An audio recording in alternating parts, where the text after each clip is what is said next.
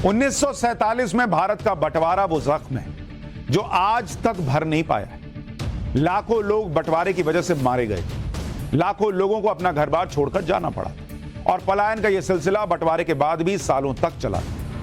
उस समय नेहरू और जिन्ना के बीच जिस तरह की बातचीत हो रही है, उससे यही लगता है कि दोनों में से कोई भी बंटवारे को रोकने के लिए ज्यादा गंभीर था ही नहीं। बंटवारे का बैकग्राउंड और बंटवारे के बाद किस तरह से चीजें तेजी से बदली और उसमें राजनीति का क्या रोल था, उसके बारे में आज आपको इस चैप्टर में बताने वाला हूं। ध्यान से सुनिए, क्योंकि ये वो इतिहास है जो आपको बताया नहीं जाता, आधा अधूरा बताते हैं ताकि कुछ लोग महान नजर आए। उनकी महानता पूर्ण सत्य देखिएगा तो समझ में आएगी। पहले आप ये देखिए कि बंटवारे के 1 साल पहले से देश में चल क्या रहा। विभाजन से पहले देश के कई इलाकों में बड़े पैमाने पर दंगे हो रहे थे, भारी तादाद में हिंदू मुसलमान मारे जा रहे थे। इस दौरान ऐसे भी बहुत सारे मामले सामने आ रहे थे जिसमें अपना देश छोड़ चुके इन शरणार्थियों की जमीन जायदाद पर कब्जा हो गया था। हिंसा और बंटवारे का मूल कारण क्या था वो भी बताता हूं। इतिहासकार बिपिन चंद्र अपनी किताब भारत का स्वतंत्रता संघर्ष में लिखते हैं कि साम्यवादियों और गांधीवादियों दोनों का मानना है कि नेहरू और पटेल ने विभाजन को इसलिए स्वीकार किया क्योंकि सत्ता का इंतजार उनके लिए असह्य हो गया।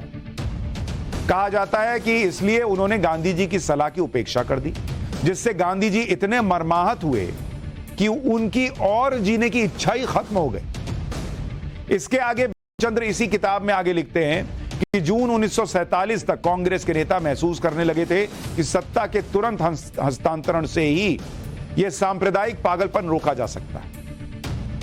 अंतरिम सरकार की अपंगता ने भी पाकिस्तान को एक अपरिहार्य वास्तविकता बना दिया।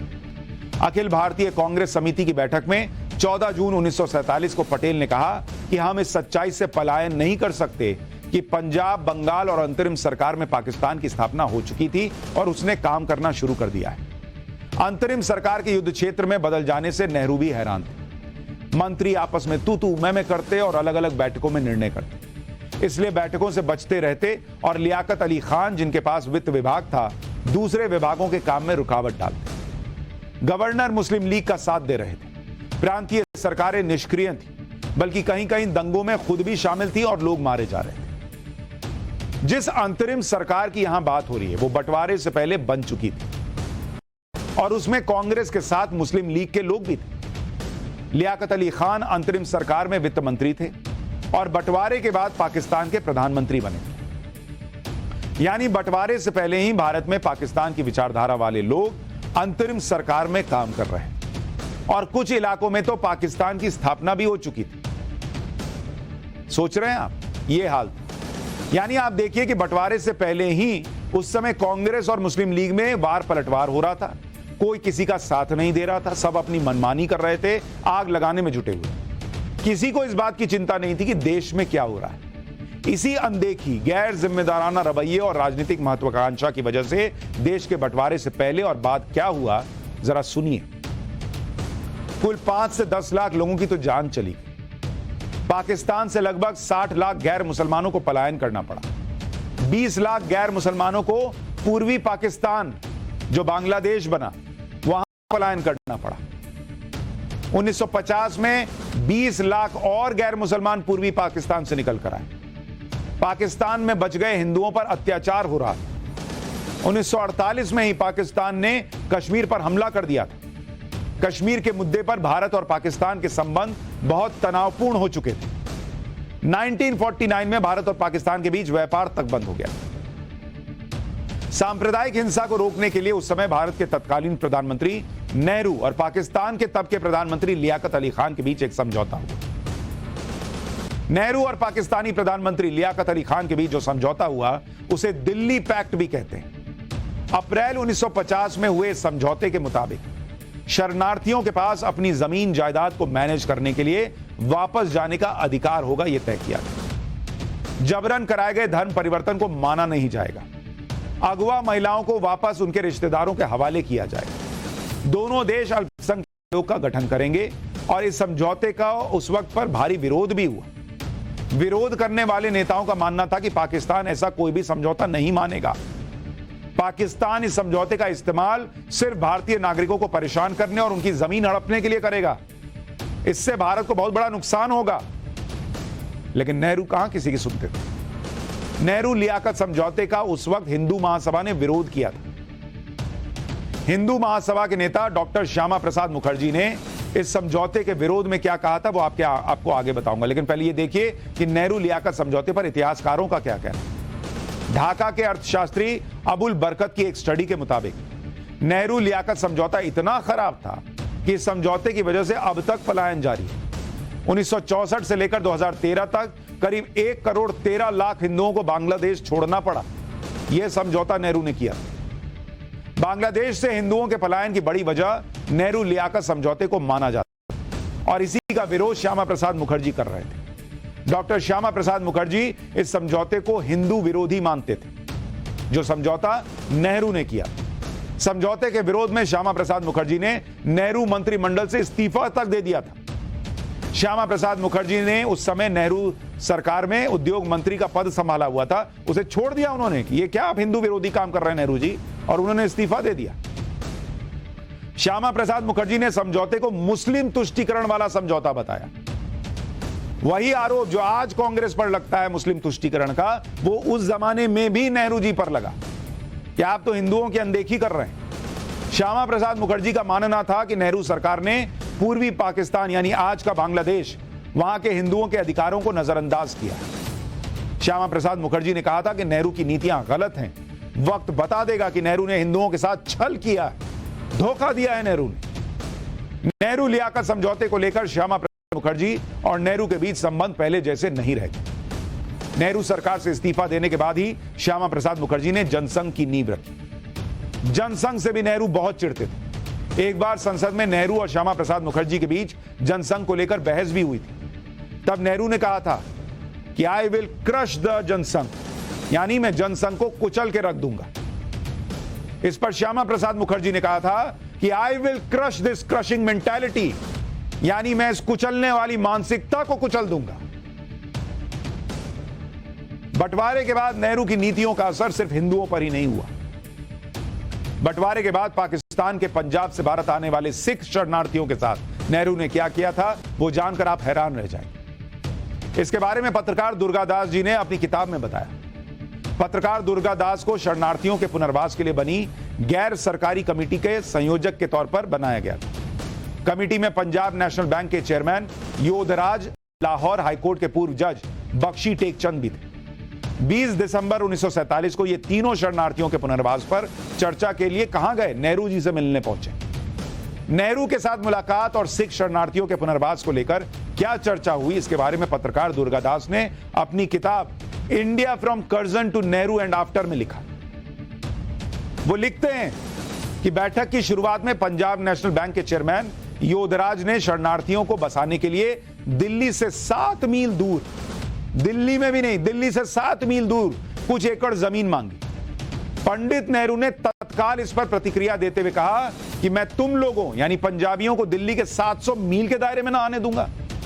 नेहरू ने गुस्से में ऐसा इसलिए कहा क्योंकि वो पंजाबियों से नाराज थे और उन्हें लगता था कि दिल्ली में हुई हिंसा के लिए यही लोग जिम्मेदार हैं। उन्होंने कहा कि इन हरकतों की वजह से पूरी दुनिया में सरकार का नाम खराब हुआ। ये दुर्गादास जी ने अपनी किताब में लिखा। इसी तरह से दलित शरणार्थियों को लेकर की नीतियों पर भी कई बार विवाद, जिसके बारे में खुद डॉक्टर भीमराव अंबेडकर अलग राय रखते थे। बाबा साहब अंबेडकर के लेखों के संकलन डॉक्टर बाबा साहब Ambedkar writings and speeches volume 17 part 3 के मुताबिक 27 अक्टूबर 1951 को जालंधर में एक रैली हुई जिसमें डॉक्टर भीमराव अंबेडकर ने कहा कि पाकिस्तान से दलितों को निकाल कर लाने के लिए मैंने, यानी डॉक्टर अंबेडकर कह रहे हैं कि मैंने नेहरू से कुछ करने के लिए कहा, लेकिन नेहरू ने कुछ नहीं किया। दलितों के लिए नेहरू ने कुछ नहीं किया, ये डॉक्टर भीमराव अंबेडकर कह रहे हैं। मैंने दलितों को निकालने के लिए 2 व्यक्तियों को पाकिस्तान भेजा और हमारी महार बटालियन के कुछ लोगों को भी दलितों की सुरक्षा के लिए रवाना किया गया। अगर खुद कांग्रेस के नेता यानी नेहरू को दलितों के लिए इतनी सहानुभूति थी तो आप सोच लीजिए कि कांग्रेस हमारे लिए क्या करे।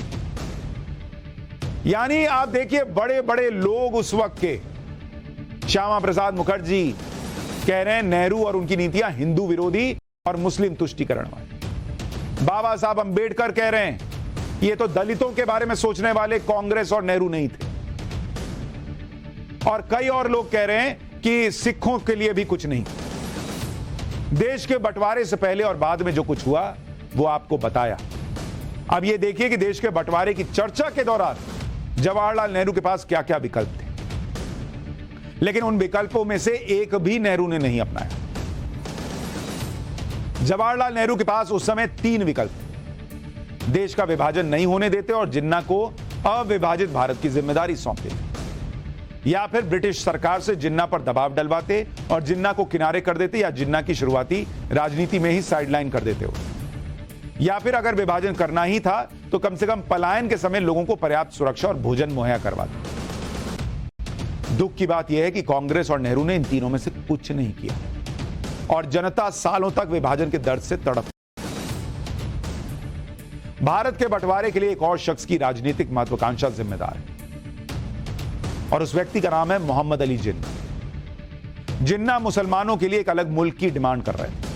आजादी से पहले अंतरिम सरकार में ही कई पाकिस्तान समर्थक मौजूद थे जो हिंसा तक में शामिल थे। इसी वजह से नेहरू और कांग्रेस को लगा कि हिंसा को रोकने का तरीका यही है कि चलिए बंटवारा ही कर ले।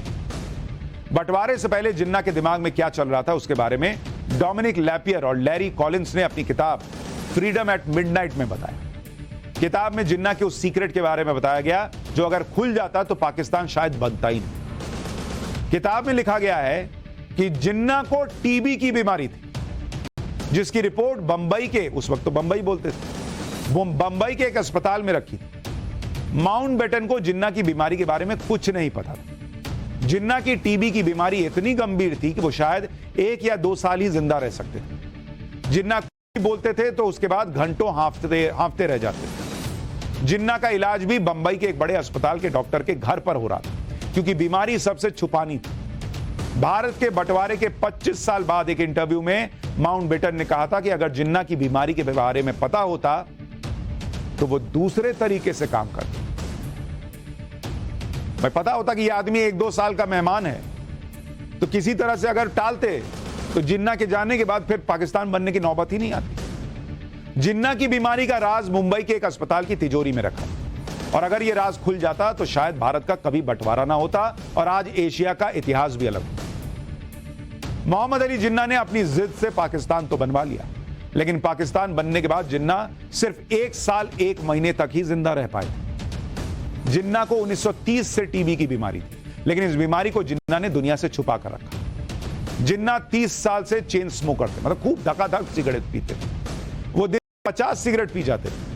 जिन्ना को ब्रिटिश ब्रांड क्रेवन की सिगरेट बहुत पसंद थी। जिन्ना क्यूबा का सिगार भी पीते थे। ये सिगरेट और सिगार उस समय दुनिया की सबसे बेहतरीन और महंगी सिगरेट और सिगार। टीबी की बीमारी से जिन्ना की सेहत जून 1948 में बहुत ज्यादा खराब हो गई। अगस्त 1948 में जिन्ना का वजन मात्र 36 किलो रह गया था। सितंबर 1948 आते आते जिन्ना की हालत और ज्यादा खराब होने लगी। 11 सितंबर 1948 को जिन्ना को पाकिस्तान के क्वेटा से कराची लाया गया। एयरपोर्ट से जिन्ना को आर्मी एम्बुलेंस में अस्पताल के लिए ले जाया गया। एयरपोर्ट से 6 किलोमीटर दूर जाने के बाद एम्बुलेंस बंद हो गई। एम्बुलेंस का पेट्रोल खत्म हो गया और जिन्ना की हालत खराब हो रही। काफी देर बाद एक एम्बुलेंस आई और जिन्ना को उससे गवर्नर जनरल हाउस पहुंचाया गया। गवर्नर जनरल हाउस पहुंचने के बाद जिन्ना सिर्फ 4 घंटे जिंदा रह पाए और 11 सितंबर 1948 को जिन्ना की मौत हो गई। यानी 15 अगस्त 1947 को भारत आजाद हुआ और 11 सितंबर 1948 को जिन्ना की मौत हो गई। और यही बात कही जाती है कि अगर पता होता कि जिन्ना इतने कम दिन के मेहमान हैं तो शायद भारत का बंटवारा ही नहीं होता।